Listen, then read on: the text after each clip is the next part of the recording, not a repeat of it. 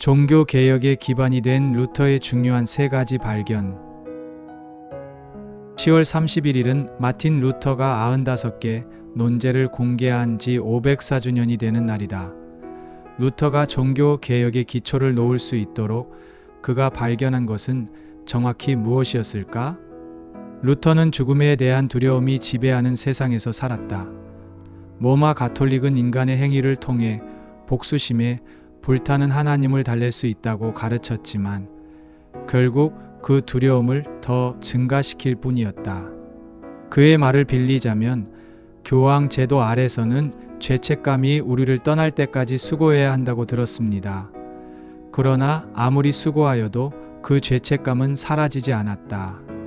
루터 자신도 아무리 열심히 일해도 자신이 전혀 하나님께 합당하다는 생각이 들지 않았다. 그는 여러 차례 우울증에 빠져들 때마다 복음이 왜 좋은 소식인가? 라고 질문하기 시작했다. 그 질문은 그가 종교 개혁의 발판을 놓게 하는 발견으로 이어졌다. 조나단 니네보는 곧 출간될 그의 책 십자가의 말씀에서 루터의 대답을 세 부분으로 설명한다. 첫째, 하나님의 약속. 루터가 후기 중세 로마 가톨릭 전통을 이해한 것처럼 사제가 당신을 사죄합니다 라고 할 때 그 말은 이미 받은 용서의 상태를 확증하는 것뿐이다. 회개한 죄인은 용서받았고 사제의 선언은 그 현실을 확증한 것이다. 그러나 루터는 그 사실이 너무 궁금했다. 그렇다면 실제로 내 죄를 사하는 것은 무엇인가?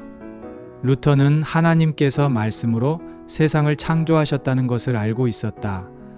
하나님이 말씀으로 하늘과 땅을 창조하셨고 말씀으로 새 하늘과 새 땅이 도래하게 하실 것도 알았다. 그렇다면 하나님께서 말씀으로 인간 존재를 의롭다고 하시지 않을까?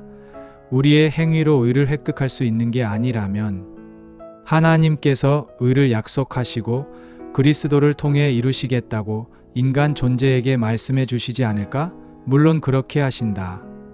의가 우리의 행위와는 별개로 하나님의 약속에 의해 이루어진다는 이 새로운 이해 또는 옛 이해의 재발견은 루터가 그리스도인의 삶을 이해하는 방식을 완전히 바꾸어 놓았다. 둘째, 율법과 복음. 루터는 율법과 복음이 별개의 것임을 올바르게 이해하게 되었다. 그는 율법의 기능을 새롭게 이해하고 이중적인 기능으로 설명했다. 그의 이해에 의하면 첫째, 율법은 우리 죄의 결과를 보여준다. 갈라디아서 주석에서 루터는 타락한 인간과 관련하여 다음과 같이 말한다. 이 자기애라는 괴물, 목이 뻣뻣한 짐승은 큰 도끼가 필요합니다. 그리고 그것이 바로 율법이라는 큰 도끼입니다. 율법의 두 번째 기능은 우리를 그리스도께로 인도하는 것이다. 루터는 율법이 당신을 절망에 빠뜨릴 때 율법이 당신을 조금 더 나아가게 하십시오. 수고하고 무거운 짐 진 자들아 다 내게로 오라. 내가 너희를 쉬게 하리라고 말씀하시는 예수님의 팔 안으로 곧장 들어가게 하십시오. 라고 말했다. 우리를 율법에서 해방시키는 것은 복음의 약속을 믿는 믿음이다. 그러면 이 자유의 약속은 우리에게 어떻게 적용되는가? 셋째, 믿음으로 의롭게 됨. 루터는 하나님의 의를 드러내는 것은 하나님이 불의한 사람들을 벌하시는 방식이라고 배웠다. 그러나 하나님의 의를 올바른 이해를 하게 된 루터는 그것이 바울이 말하는 것과 전혀 다르다는 사실을 깨닫게 되었다. 칭의는 일련의 과정이 아니다. 그것은 그리스도 안에 있는 의를 우리에게 즉시 전가시켜 주는 하나님의 선언이다. 복음의 약속을 믿는 순간 하나님은 우리를 의롭다고 선언하신다. 루터는 이것을 행복한 교환이라고 불렀다. 그리스도는 십자가에서 우리에게 자신의 의를 주신 대신 그 대가로 그는 하나님의 진노를 받았다. 로마 가톨릭 교회는 사람들이 의로운 것과 불의한 두 가지 다른 상태 사이를 오가는 것으로 이해했다.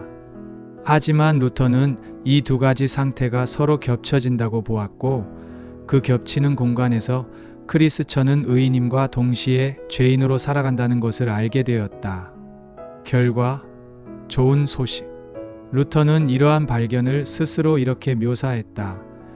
그때 나는 하나님의 공의는 은혜와 순전한 자비를 통해 믿음으로 하나님께서 우리를 의롭게 하시는 의라는 것을 깨달았습니다. 그제서야 나는 다시 태어나 낙원의 열린 문을 통과한 것 같은 느낌을 받았습니다.